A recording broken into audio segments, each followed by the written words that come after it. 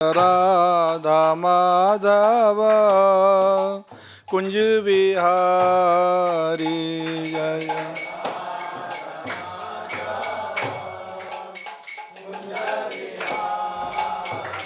जय गोपी जन वल्लभा गिरवरधारी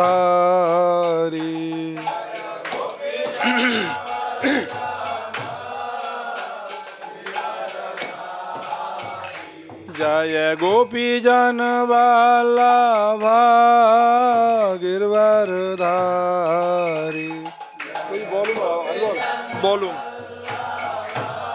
वॉल्यूम बढ़ा दो थोड़ा। जय गोपी जन वल्लभा गिरवरधारी।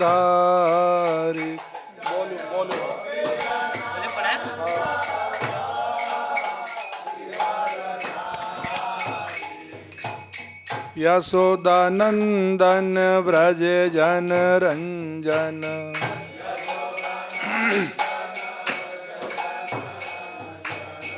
यशोदानंदन व्रज जन रंजन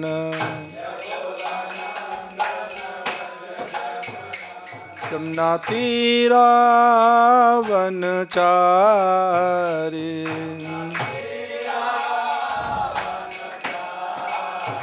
हो जमुना तीरा वनचारी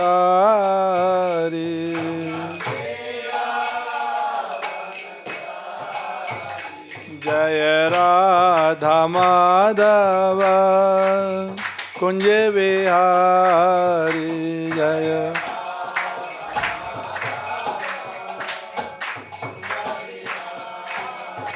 जय गोपी जन वल्लभा गिरवरधारी जय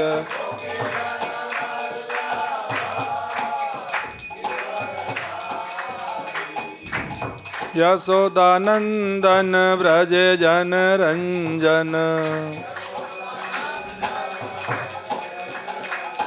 ओ यशोदानंदन व्रज जन रंजन जमुना तीरा वनचारी जमुना जय राधा माधव कुंज बिहारी जय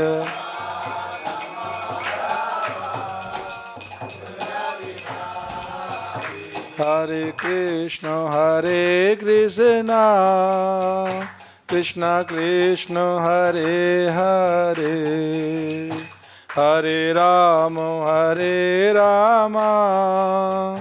राम राम हरे हरे हरे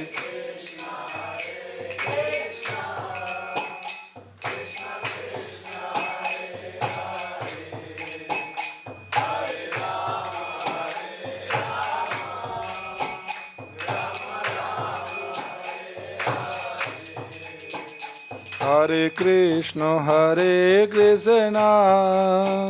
कृष्ण कृष्ण हरे हरे हरे राम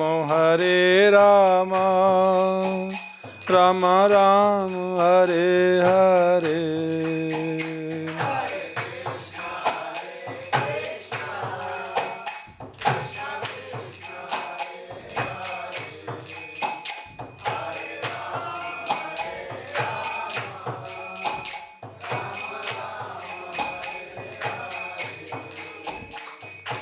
कृष्ण बलराम जय कृष्ण बलराम जय कृष्ण बलराम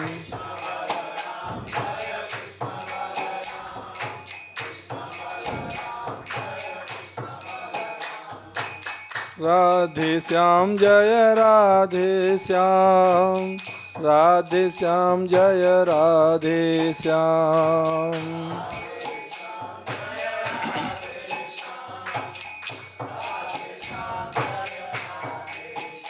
जय गौर नेताय जय गौर नेताय जय गौर नेताय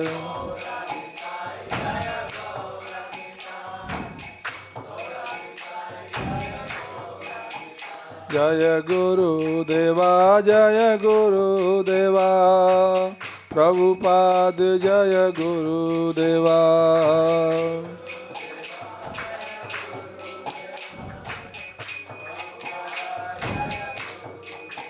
जय प्रभुपादा जय प्रभुपादा भक्ति वेदांत स्वामी प्रभुपादा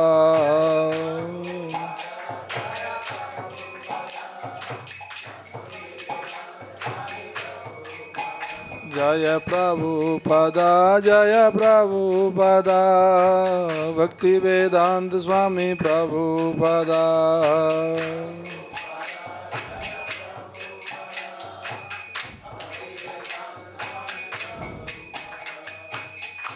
जगत गुरु श्री प्रभुपाद जी महाराज की, श्री श्री कृष्ण बलराम की, श्री श्री गौर निताई की, श्री श्री राधा श्याम सुंदर की, श्री ललिता विशाखा देवी की, जगत गुरु श्री प्रभुपाद जी महाराज की, गीता महामहोत्सव की।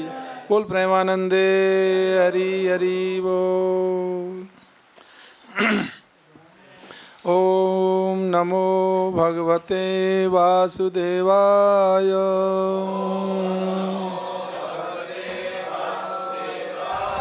ओम नमो भगवते वासुदेवाय।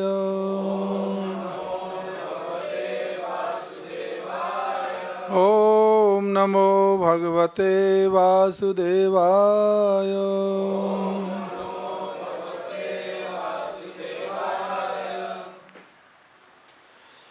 हरे कृष्णा। आज भगवत गीता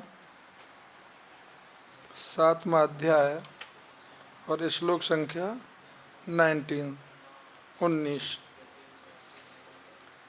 ये अध्याय का नाम है भगवत ज्ञान। क्या नाम है अध्याय का? भगवत ज्ञान। बहुत ही इम्पोर्टेंट ये अध्याय है। वैसे तो सभी अध्याय इम्पोर्टेंट हैं, परंतु भगवत ज्ञान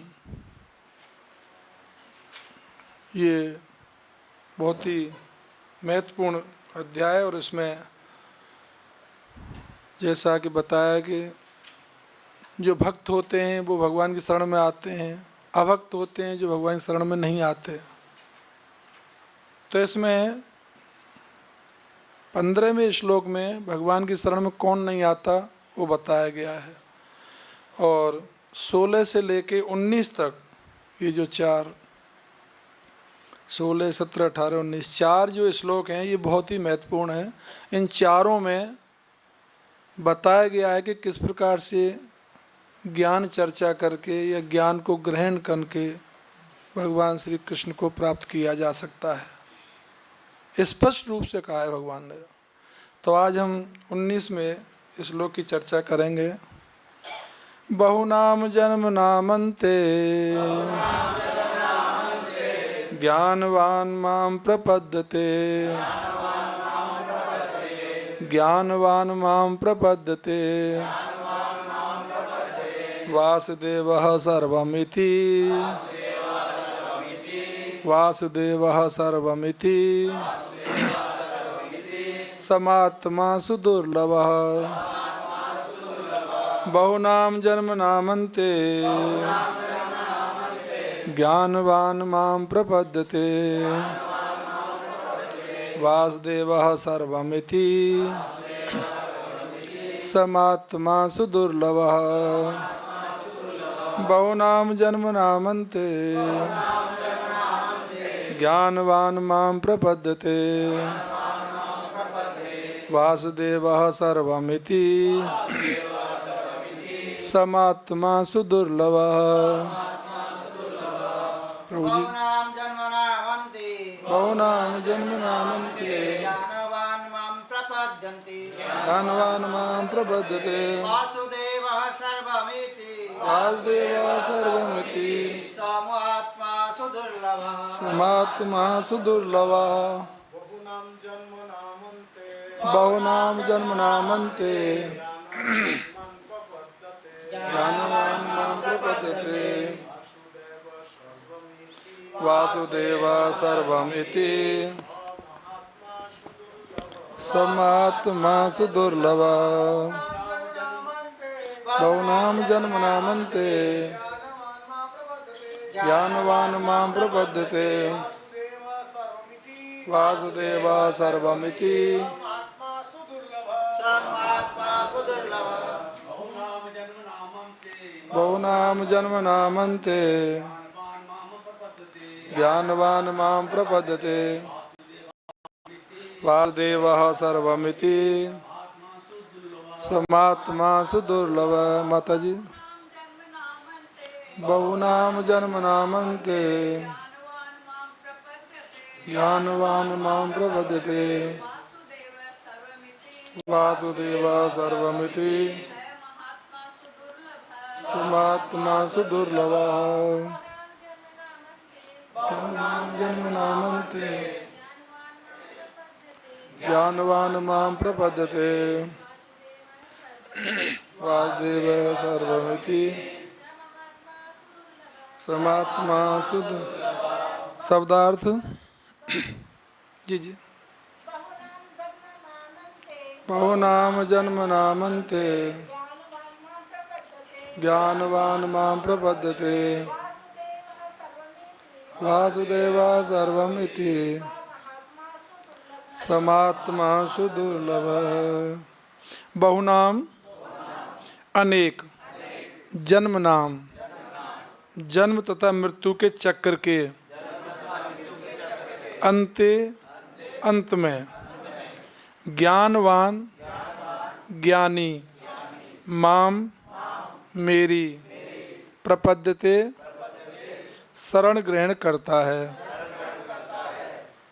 वासुदेव भगवान श्री कृष्ण, सर्वम सब कुछ, इति इस प्रकार, सह ऐसा, महात्मा महात्मा सुदुर्लभ, सुदुर्लभ अत्यंत दुर्लभ है। अर्थ एवं तात्पर्य भक्ति वेदांत जगत गुरु श्री प्रभुपाद जी के द्वारा। जगत गुरु श्री प्रभुपाद जी महाराज की अनेक जन्म जन्मांतर के बाद जिसे सचमुच ज्ञान होता है वह मुझको समस्त कारणों का कारण मानकर मेरी शरण में आता है। ऐसा महात्मा अत्यंत दुर्लभ होता है। तात्पर्य भक्ति वेदांत स्वामी श्री प्रभुपाद जी के द्वारा। भक्ति या दिव्य अनुष्ठानों को करता हुआ जीव अनेक जन्मों के पश्चात इस दिव्य ज्ञान को प्राप्त कर सकता है। भक्ति और दिव्य अनुष्ठानों के द्वारा आत्म साक्षरता का चरम लक्ष्य भगवान श्री कृष्ण है। आत्म साक्षरता का प्रारंभ में जब मनुष्य भौतिकता का परित्याग करने का प्रयत्न करता है तब निर्विशेषवाद की ओर उसका झुकाव हो सकता है, किंतु आगे बढ़ने पर वह यह समझ पाता है कि आध्यात्मिक जीवन में भी कार्य है। ऐसा नहीं है कि आध्यात्मिक जीवन में कार्य नहीं है। कई लोग बोलते हैं अरे वो तो भजन ही करता रहता है, उसको क्या काम है। ऐसा नहीं है। प्रभुपाद जी ने कितना स्पष्ट लिखा है। और इन्हीं से भक्ति का विधान होता है और इसकी अनुभूति होने पर वह भगवान के प्रति आसक्त हो जाता है और उनकी शरण ग्रहण कर लेता है। इस अवसर पर वह समझ सकता है कि श्री कृष्ण की कृपा ही सर्वस्व है और वे ही सब कारणों के कारण हैं और यह जगत उनसे स्वतंत्र नहीं है। परम स्वतंत्र सर पर न कोई, भगवान ही है परम स्वतंत्र, ये जगत स्वतंत्र नहीं है। वह इस भौतिक जगत को आध्यात्मिक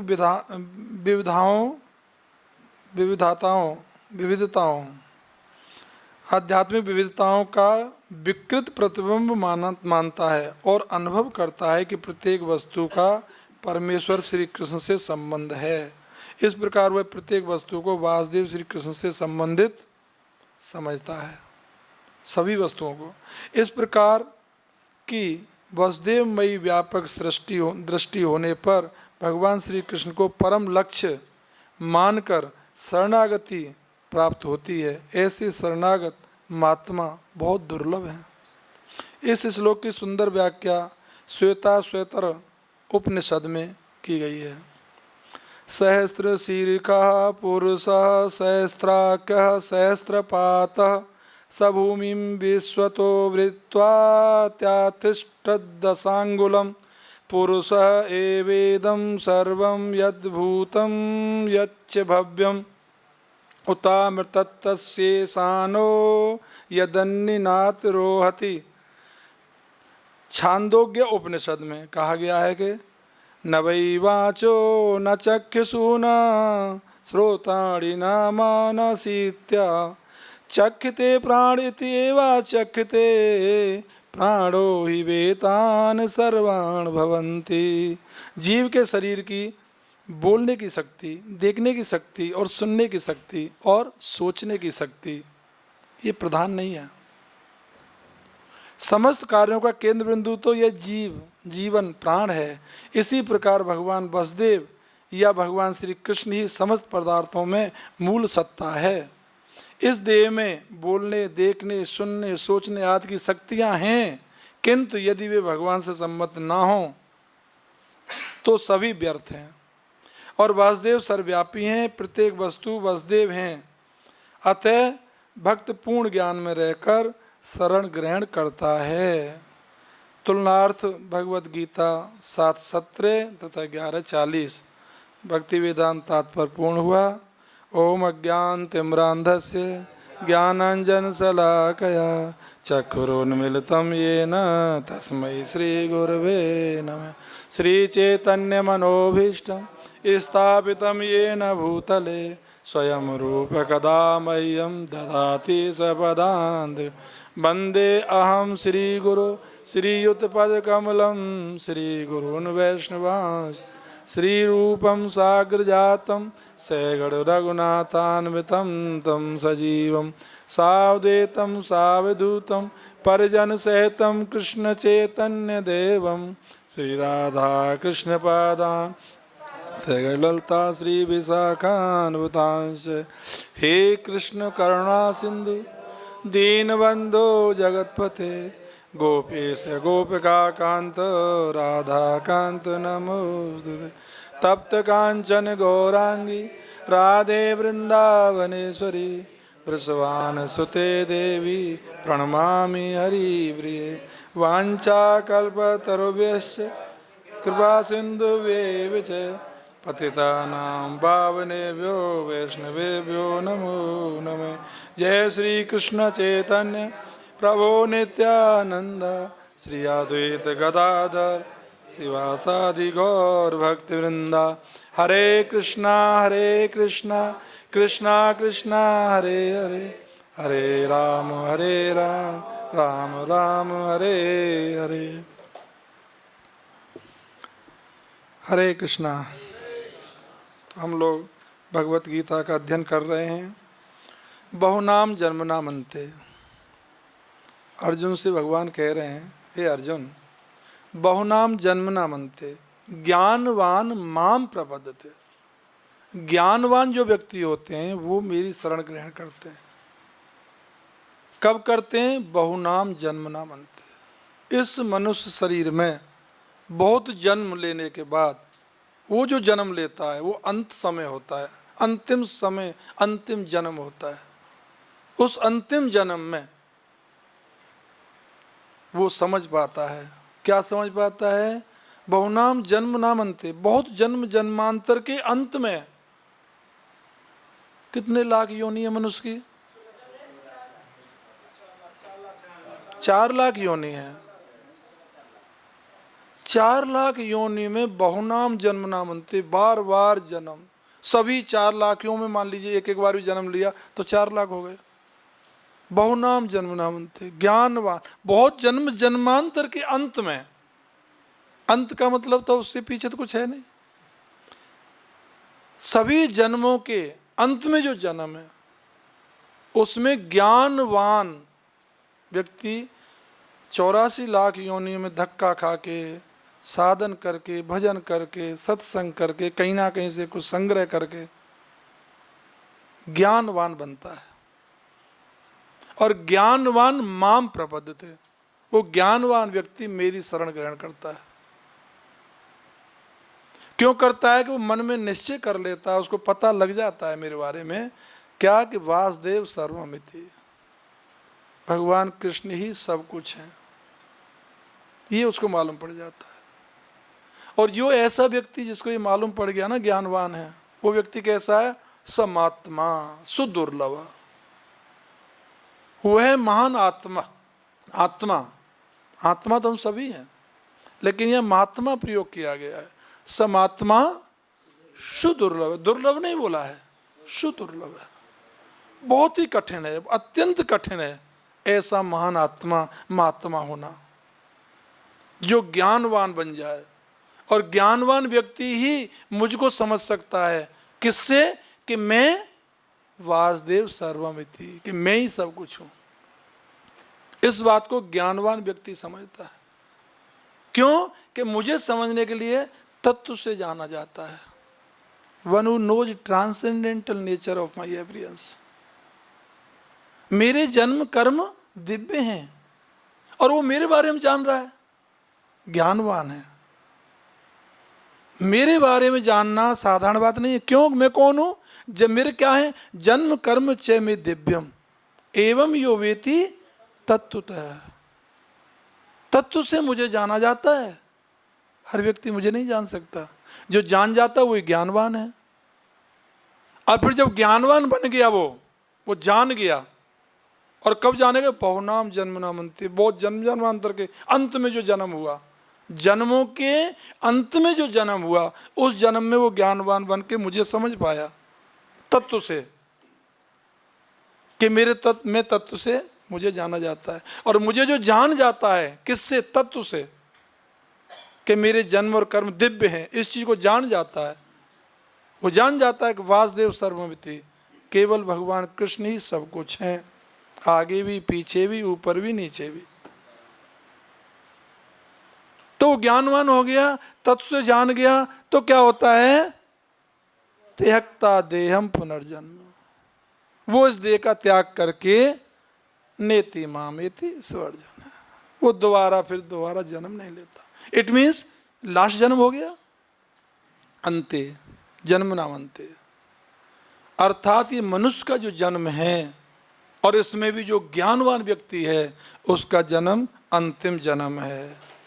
ये प्रूफ हो गया कि मनुष्य का जो जन्म है ये, और वो व्यक्ति, वो मनुष्य कौन? जो भगवान कृष्ण को ये जाने कि वासुदेव सर्वमिति। ऐसा महात्मा बहुत दुर्लभ है इस जगत में। लोग भगवान की शरण नहीं करते, ग्रहण नहीं करते। क्यों नहीं करते? कि माया अपहृत ज्ञाना, माया अपहृत ज्ञाना, मेरी जो माया है उसके ज्ञान को हरण कर लेती है। ज्ञान तो सब में होता है, हर व्यक्ति हर चीज लेके जन्म ले रहा है। हर व्यक्ति के अंदर टीवी होता है, लेकिन क्या हम टीवी के पेशेंट हैं? लेकिन टीवी सबको है, टीवी सभी को है, लेकिन हम टीवी के पेशेंट नहीं है। क्यों? कि हमारी ह्यूमैनिटी हाई है, इसलिए वो इंक्रीज नहीं कर पा रहा है। ज्ञानवान सभी हैं, लेकिन माया अपहृत ज्ञाना, माया, मेरी माया ने क्या किया? उसके ज्ञान को हरण कर लिया। और जब ज्ञान को हरण कर लिया तो क्या कर दिया? क्या हो गया? फिर वो एक व्यक्ति से आप पूरा उसका पैसा ले लो, पूरा लक्ष्मी ले लो, तो वो व्यक्ति कैसा हो गया? लक्ष्मीहीन हो गया। श्री ले लो, अश्वत्थामा की श्री निकाल लिया तो श्रीहीन हो गया, हुआ ना? तो वो ज्ञानहीन हो गया। और ज्ञानहीन व्यक्ति की क्रिया क्या होती है?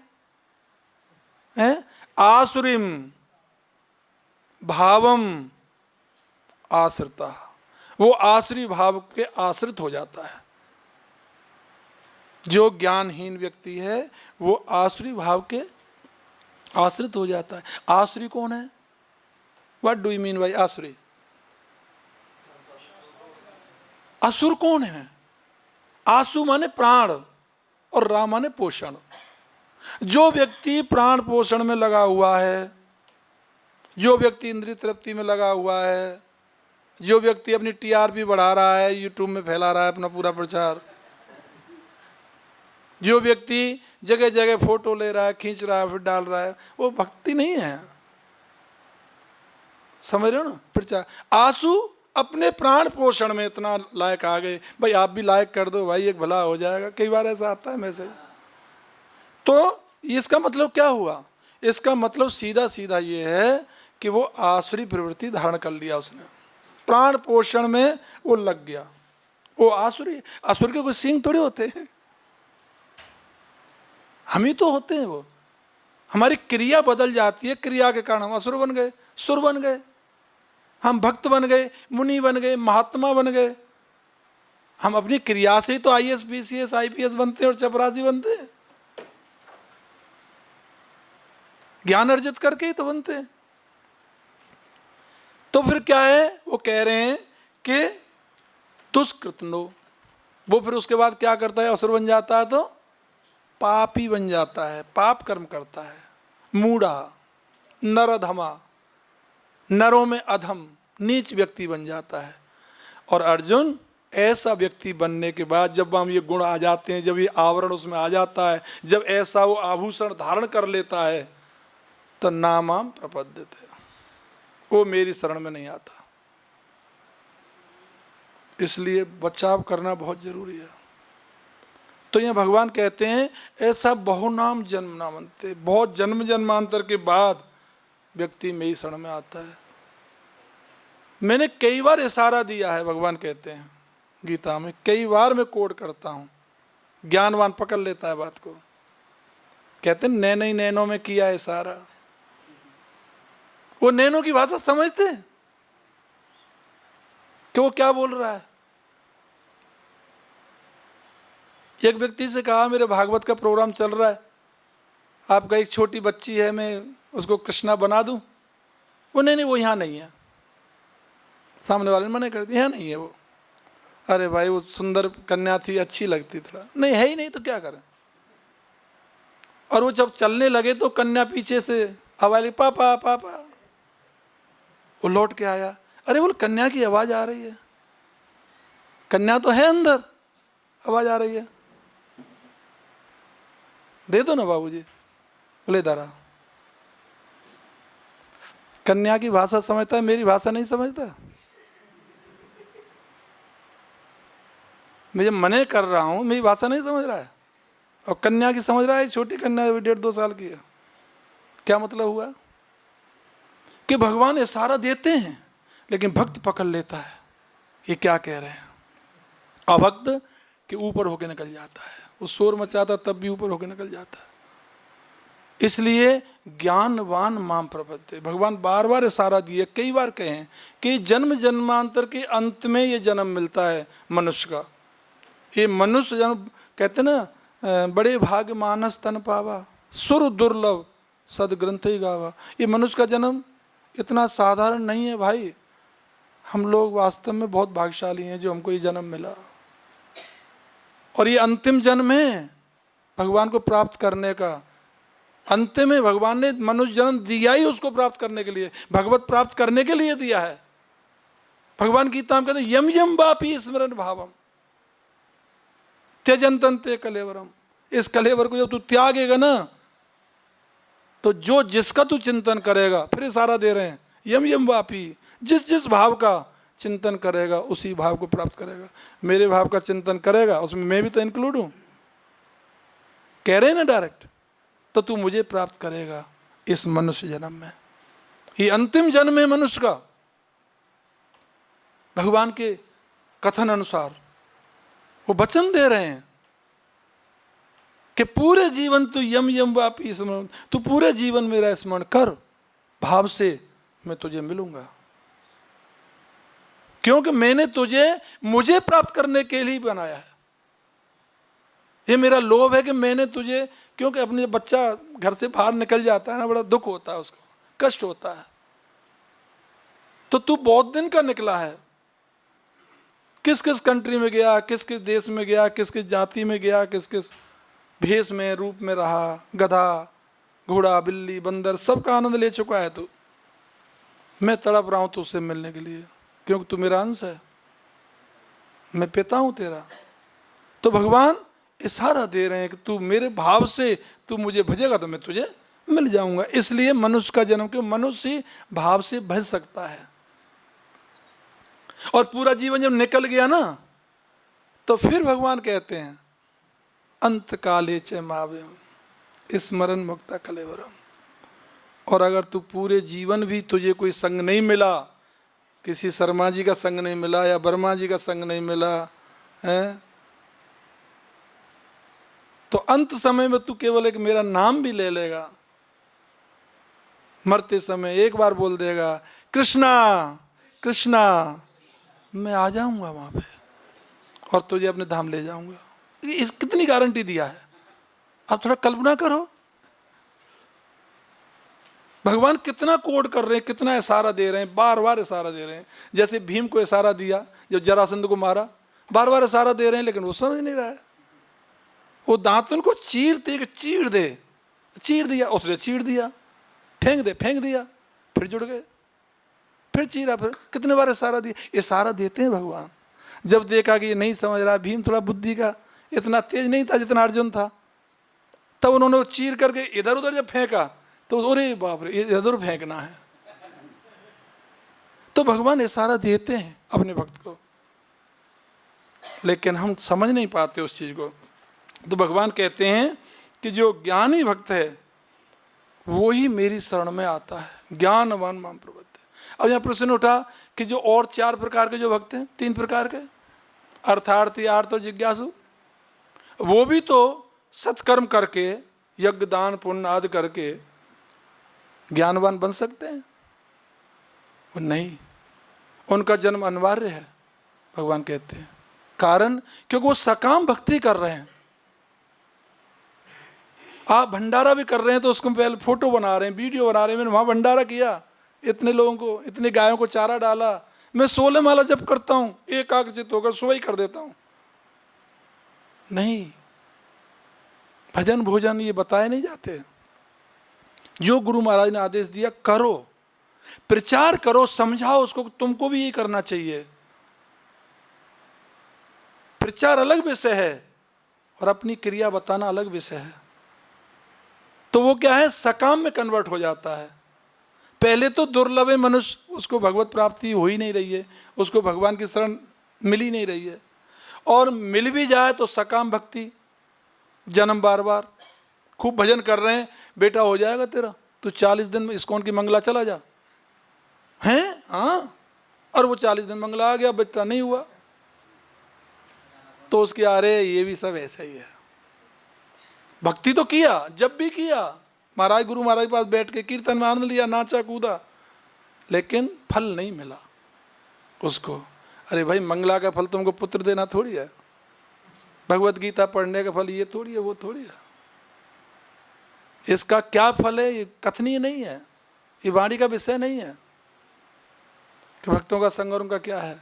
तो क्या कहते हैं कि वो एक तो आते नहीं, शरण में आए तो सकाम भक्ति बन गई, सकाम लेके आते हैं, उनका जन्म अनिवार्य हो गया। अर्थार्थी, आर्त और जिज्ञासु, ज्ञानवान ही व्यक्ति में ही शरण में आता है। और ये बहु नाम जन्म नामंते, बहुत जन्म जन्मांतर के बाद होता है, तभी वो समझता है वासुदेव सर्वमिति, सभी भगवान है। महात्मा सुदुर्लभ, ऐसा महान आत्मा तो बहुत दुर्लभ है। ये किसको कह रहे हैं? वो अर्जुन को बता रहे हैं। कौन बता रहा है? और वो मेरे भक्त नहीं बनते, जो बार बार जन्म ले रहे हैं ना, वो भक्त नहीं बन रहे हैं, वो कहीं ना कहीं सकाम भक्ति उनको लवलेस रहती है। और जब तक सकाम भक्ति रहेगी उसका जन्म मरण से छुटकारा नहीं मिलेगा। पुनरपि जन्म पुनरपि मरणम और पुनरपि जननी जठरे शयनम, यह संसारे खल दुस्तारे कृपया पाए पाए मुरारे। इसलिए क्या करना है? भज गोविंदम भज गोविंदम भज गोविंदम मूढ़मति। बार बार जन्म का कारण हो रहा है सकाम भक्ति का। और सकाम छोड़ो, आसुरी प्रवृत्ति में जी रहे हैं लोग, इंद्रिय तृप्ति के लिए उसी को सुख मान बैठे हैं कि यही सुख है, यही मनुष्य का उद्देश्य है, इतना तक मान गए लोग।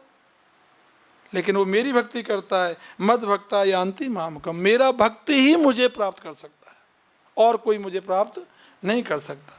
भगवान ने इतना सुंदर वर्णन किया कि अनेक जन्म सकाम भक्ति वाले के अनिवार्य होते हैं, लेकिन जो भक्त है सकाम भक्ति में क्या होता है, अनिवार्य क्यों हो गए उनके जन्म?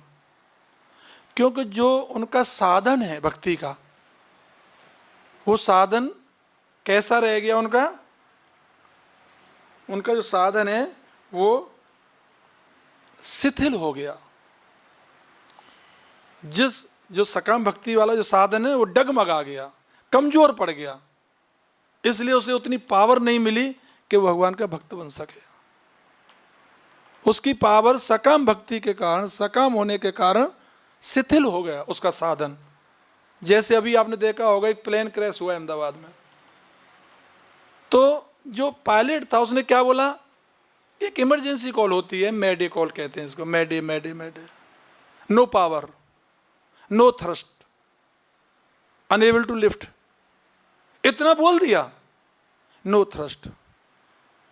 सघन साधन नहीं मिल रहा है, तीव्रता नहीं मिल रही है, पीछे से धक्का नहीं मिल रहा है, थ्रस्ट नहीं मिल रहा है, थ्रस्ट नहीं मिल रहा है, यही तो कहा। और कारण क्या हुआ? हर चीज को कहीं भी जोड़ लो। आप सोचो, आपको फर्स्ट फ्लोर पे आना है, लिफ्ट लगी हुई है, इस लिफ्ट में पावर होती है, मान लीजिए इसमें 1 किलोवाट से ये नहीं उठेगी, 5 किलोवाट, 10 किलोवाट, जो भी उसकी कैपेसिटी है, वो 1 मंजिल तक ला रही है। यही 100 मंजिल की हो तो उसके लिए और पावर चाहिए। और 2 लोगों की लिफ्ट होती है, एक 100 लोगों की होती है, एक ट्रक ट्रैक्टर आदि को ऊपर नीचे लेती है, उसमें अलग पावर मीटर चाहिए।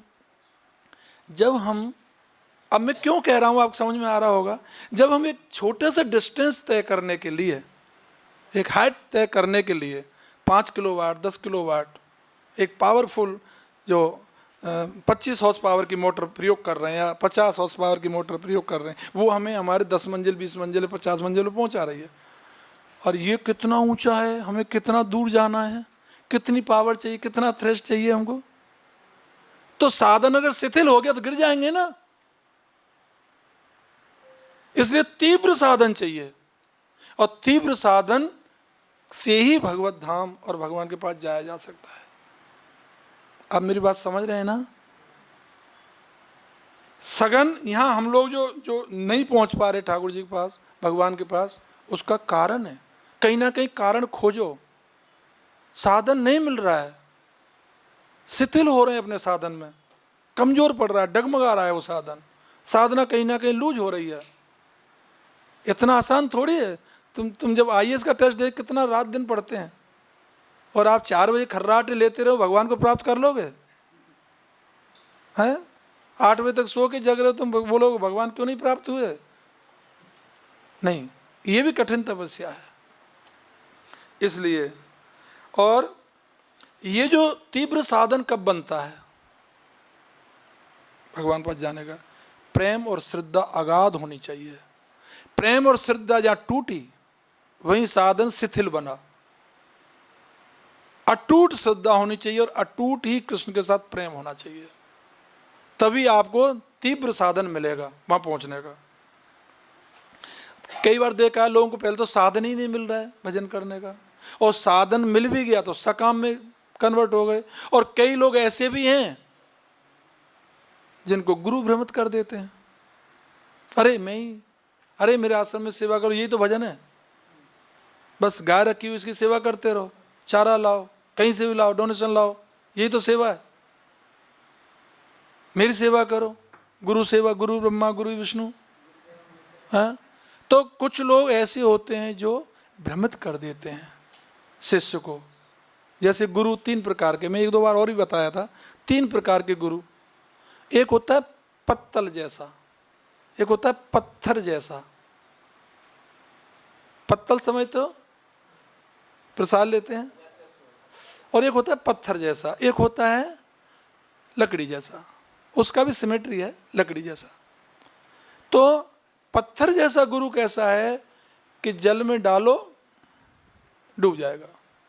ऐसे गुरु जो कुछ नहीं कर रहे हैं, 8 बजे तक सो रहे हैं, 10 बजे तक सो रहे हैं, 12 बजे तक सो रहे हैं, वो क्या शिष्य का कल्याण करेंगे?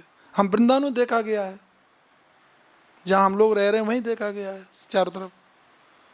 तो और ऐसे ऐसे कोई जुड़ जाए, पत्थर डूब रहा, उसको कौरी भर ले, उसको पकड़ ले, चरण पकड़ ले, गुरु जी गुरु जी गुरु जी, तो गुरु कहेंगे हाँ बेटा मेरे साथ ही आ जा, नीचे गोता लगाएंगे। वो भी गया। और एक होता है पत्तल जैसा। पत्तल कैसी होती है? एक पत्ता जल पे तैरता है, वो तैर रहा है हिलोरों में, डूब नहीं रहा है, लेकिन उस पर अगर थोड़ा सा कंकर या कोई वजन रख दें तो वो पहले अंदर जाएगा और अंदर जाके उसे गिरा के ऊपर आएगा।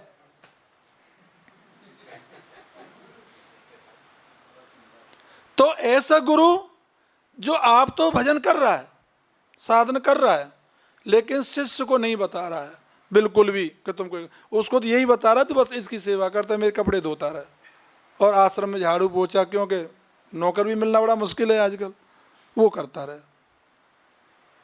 और वो बार बार पूछता है गुरु जी गीता का 1-2 श्लोक हमें बताइए। अरे तुमको जरूरत नहीं, यही गीता के श्लोक है, तुम सफाई करते रहो। गुरु जी मैं आज इस्कॉन में थोड़ा क्लास चल रहा है, मैं जाके सुन लूँ। अरे क्लास यही है, मैं बैठा हूँ, गुरु ब्रह्मा गुरु विष्णु। तो वो गुरु पत्तल जैसे हैं। और लकड़ी जैसा जो गुरु है वो नौका, उसमें सभी बैठे हैं। गुरु एक ही बात बोल देता है, क्या कहता है वो? बेटा बैठ रहे हैं, मैं चला रहा हूँ, नौका चल रही है, लेकिन इसमें जल मत डाल देना। बकेट भी इसमें है, तो गुरु जी बकेट क्यों रखी हुई है इसमें? फिर बकेट होगी ना तो हम जल कैसे डालेंगे? ना, बकेट इसलिए रखी है बाई चांस आपातकालीन में इसमें पानी आ जाता है तो बकेट से हम फेंकते रहें और अपनी मंजिल पर पहुंच जाए। पर इस बकेट का दुरुपयोग मत करना, इससे लेके इसमें पानी मत भर देना, नहीं तो मैं नहीं चला पाऊंगा। इसका तात्पर्य हुआ कि आप आ गए, अब तक जो आपने किया छोड़ दो, वो सब भगवान से मैं प्रार्थना करूंगा, उन्हें माफ कर देगा आपको। लेकिन अब मैं जो कह रहा हूँ 4 नियम का पालन करो और ठीक साधना करो, जप करो, मंगला पूजा दर्शन क्लास सब अटेंड करो, मैं तुमको तुम्हारी मंजिल पहुंचा दूंगा। और पहुंचे लोग, कितने लोग भगवत धाम चले गए इसी मार्ग को अपना करके, हंसी खुशी। मरते समय हजारों बिच्छू का डंक मारता है, इतना कष्ट होता है, लेकिन हमारे भक्त कल आए सुबह निकल गए। अरे कल तो हरे कृष्णा कर रहे थे, मंगला आरती आए थे आज। बताओ ऐसा भी मरण होता है? फेल कर दिया उन्होंने कि 1000 बिच्छू का डंक मारता है, इतना कष्ट पड़े रहते हैं जरा व्याधि में, लेकिन भक्तों को परेशानी नहीं होती। क्यों? कि वो कंप्लीट डिपेंड ऑन कृष्णा, भगवान के ऊपर डिपेंड रहते हैं। तो कुछ लोगों को भ्रमित कर दिया, किसने? गुरुओं ने भ्रमित कर दिया। अब विशेष बात यह है कि महापुरुष मिलना कठिन है। महापुरुष मिलते हैं लेकिन बहुत कठिन है, बहुत मेहनत करना पड़ता है। और प्रभुपाद जी जैसा गुरु तो बहुत मुश्किल है। लेकिन मैं तो आज भी जब पढ़ता हूँ तो बड़ा अफसोस करता हूँ और बड़ा मुझे आश्चर्य होता है कि बिना प्रयास के ऐसा महान आत्मा महापुरुष इतना संकट सहन करते हुए उन लोगों का कल्याण करने के लिए चला गया बिना बुलाए। खोजने से नहीं मिलता महापुरुष, उनको बिना खोजे मिल गए। प्रभुपाद जैसा गुरु नहीं मिलता हर किसी को। हम इतने भाग्यशाली हैं, पता नहीं हम क्यों इतना आलस कर रहे हैं। कई भक्त हमारे आलस करते, नहीं करना चाहिए।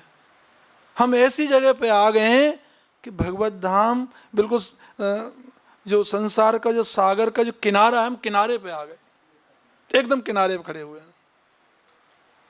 अब हमको उल्टा नहीं चलना चाहिए। प्रभुपाद जी जैसा संत मिलना बहुत कठिन है। ब्रह्मसूत्र ये इनमें क्या बोलते हैं, भक्ति सूत्र में कहा है नारद जी ने, मैत संगस्तु दुर्लभो अगम्यो अमोघश्च। क्या बोला उन्होंने? महत संगस्तु। भगवो कहते हैं महापुरुषों का संग महत संगस्तु बहुत दुर्लभ है। और इतना ही नहीं कहा उन्होंने, दुर्लभो, दुर्लभ है और अगम्य है और अमोघ है। ये भक्ति सूत्र में कहते हैं, नारद जी कहते हैं। तो कहने का तात्पर्य है कि भगवान के पास पहुंचने का जो साधन है ये ज्ञानवान व्यक्ति का है। और ज्ञानवान कैसे बनना है? सत्संग से, भक्त के संग से, महापुरुष के संग से। प्रार्थना डेली करना चाहिए भगवान से, प्रभु हमें आज महापुरुष के दर्शन हो, एक ऐसे महापुरुष से मिलाओ जो हमारे अंदर कमी जो हम नहीं जान पा रहे हैं वो हमारी कमी को देख सकें, चेतो दर्पण करा सकें, इसका मार्जन कर सकें अज्ञानता का। और भगवान को तो इतना कष्ट होता है जब जीव गिरता है, और विशेष करके मनुष्य से, मनुष्य जन्म जब धारण कर लेता है, क्योंकि अंतिम समय, अंतिम उसका जन्म है, और जब इससे वो गिर करके कुत्ता बिल्ली बंदर आदि योनि में जाता है तो भगवान को बहुत कष्ट होता है। कितना मेहनत करके इसमें लाया और ये मेरी उसमें नहीं आया। क्यों नहीं आया? क्योंकि उसको राग द्वेष में फंस गया। वो मुझे नहीं समझ पाया कि वासुदेव सर्वमिति। वो राग द्वेष को, इंद्रिय तृप्ति को सर्वमिति समझ चुका, इसके कारण उसका पतन हो गया। अब फिर दोबारा से पहले तो उन योनियों में जाएगा 80 लाख योनियों में, देन आफ्टर वो 4 लाख योनि में, जब फिर मनुष्य में आएगा। बड़ा कष्ट होता है भगवान को जब उनका एक इतनी कमाई हुई खेती जब नष्ट होती है।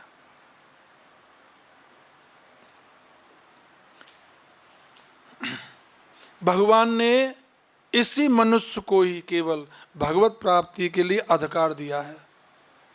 इसी को अधिकार है भगवत प्राप्ति करने का, जो पूर्ण रूप से दिया है। देवता भी अपनी भोगों में लगे हुए हैं, देवता भी तरसते हैं मनुष्य जन्म को। वो भी जब हर रोज उनके जीवन में, हर रोज, हर क्षण, हर घंटे में एक जयकारा आता है, और इतना जोर से जयकारा आता है कि देवता बोलते हैं ये जयकारा कहाँ से आया?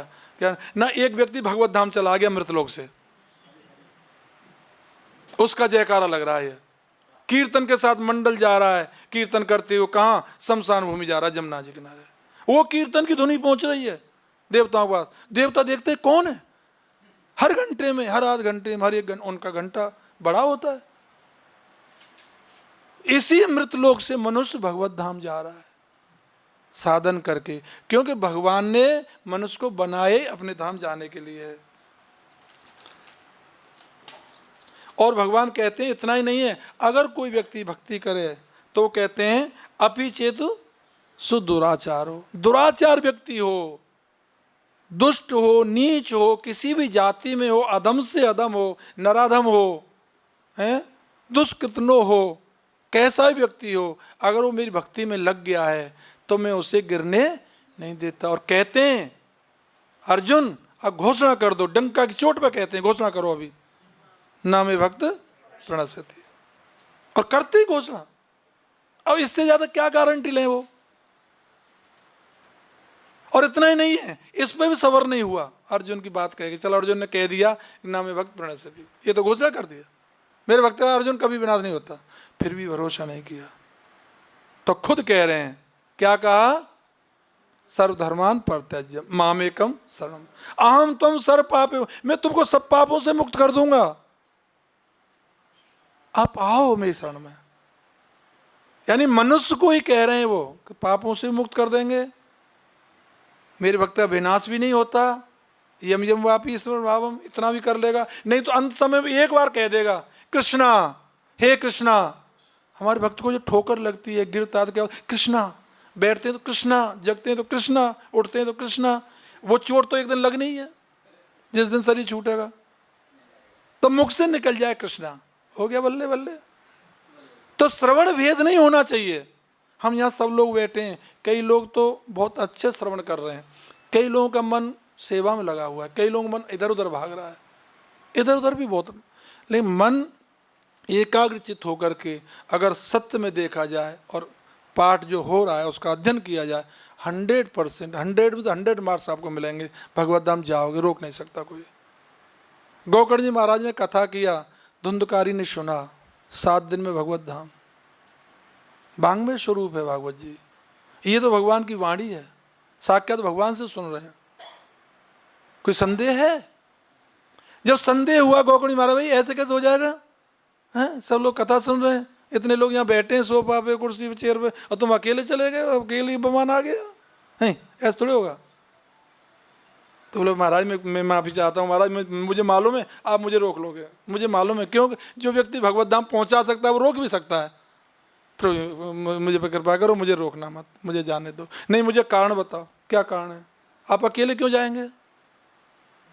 मैंने कथा तो तुमको अकेले नहीं सुनाई, सभी को सुनाई है। तब उन्होंने बताया कि महाराज ये श्रवण भेद हुआ है। श्रवण भेद हुआ है? बोल हाँ।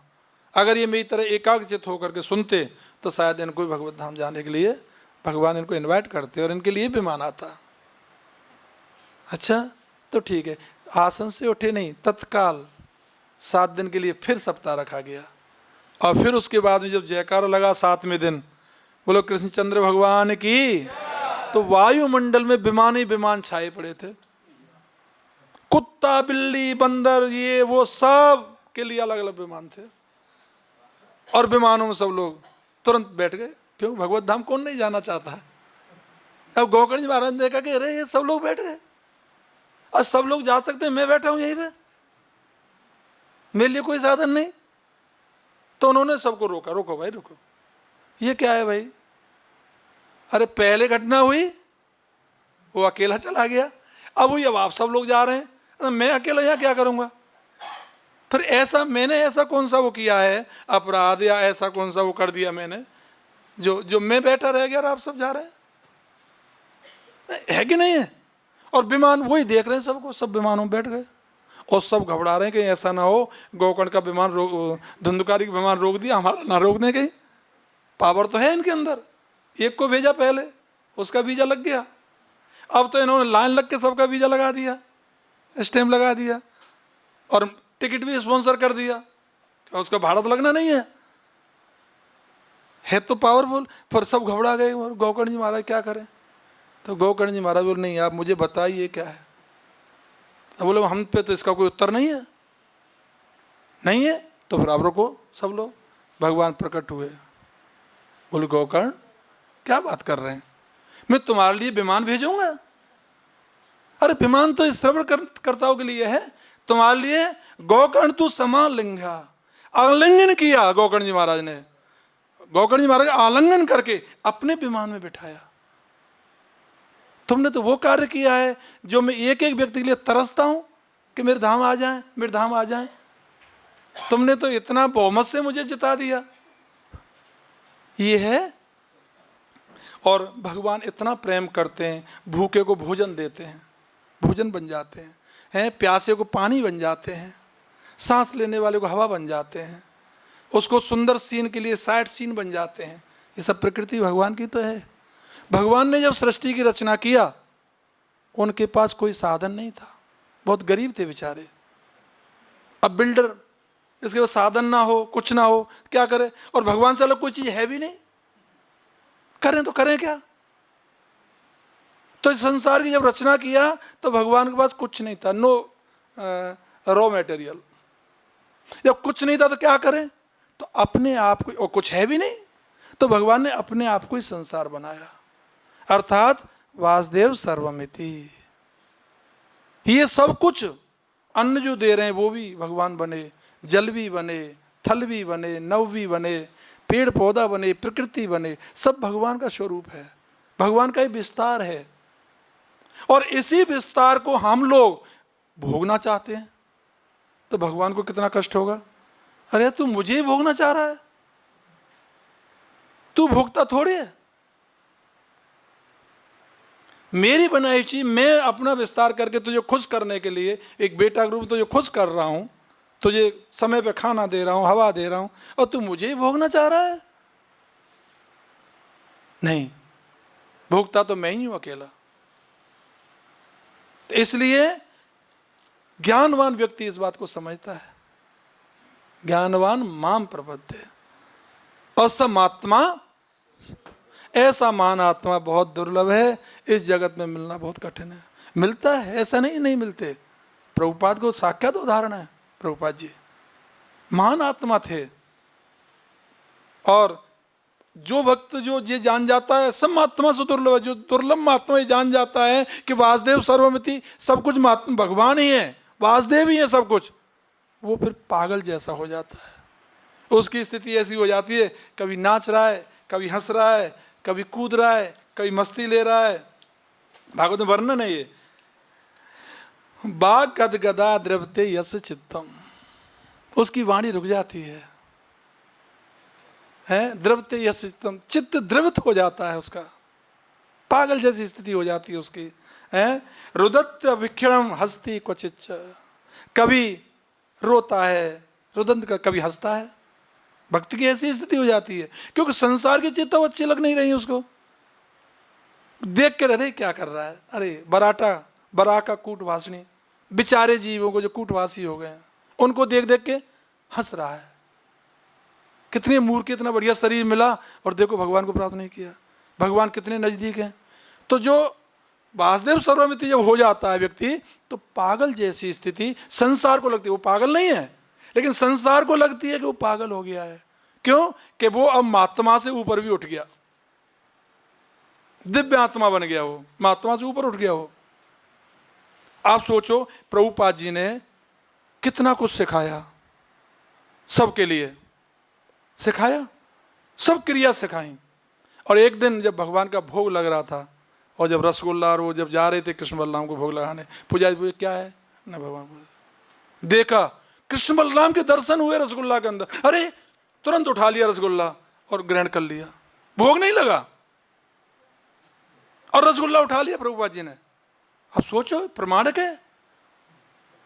क्यों? कि दिव्य आत्मा हो गई। मैं कृष्ण बलराम को देख रहा हूं, उसको छोड़ कैसे दूं? तो पागलों जैसी स्थिति कब होती है? जब एकदम भगवत धाम के बिल्कुल नजदीक व्यक्ति पहुंचता है, फिर भगवान भी हंसता है, वाह यही तो आशा थी आपसे, मैं यही तो चाहता था कि आप ऐसे हों, और आप तो ऐसे कि आपने तो इतने क्लास दे दिया, आपने ऐसा बीज बो दिया है कि जब बरसात होती है तभी अंकुर उठ के पेड़ पौधा बन के वृक्ष बन जाता है। आज इस्कॉन का देखो कितना बड़ा बोलबाला है, पूरे विश्व में बीज तो बो के गए वो, जगह जगह जगह जगह। और एक शब्द और सिखा गए हमारे लिए, एक ही लाइन सिखा गए, यारे देखो तारे कहो, बोलते रहो बेटा, बोलते रहो, सब कृष्ण उपदेश करते रहो, तुम्हारा कल्याण हो जाएगा। भगवत गीता महामहोत्सव की जय।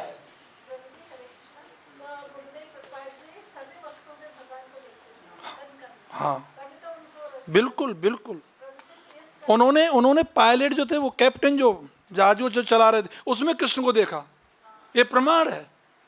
जब उनको अटैक हुआ, घबरा एकदम, देखा क्या है, तो देख रहे हैं तो कृष्ण चला रहा है। अरे वारे वंशी वारे हैं, कभी शंख बजाता है तो कभी वंशी बजाता है, यहाँ तो जहाज चला रहा है। हरे कृष्ण।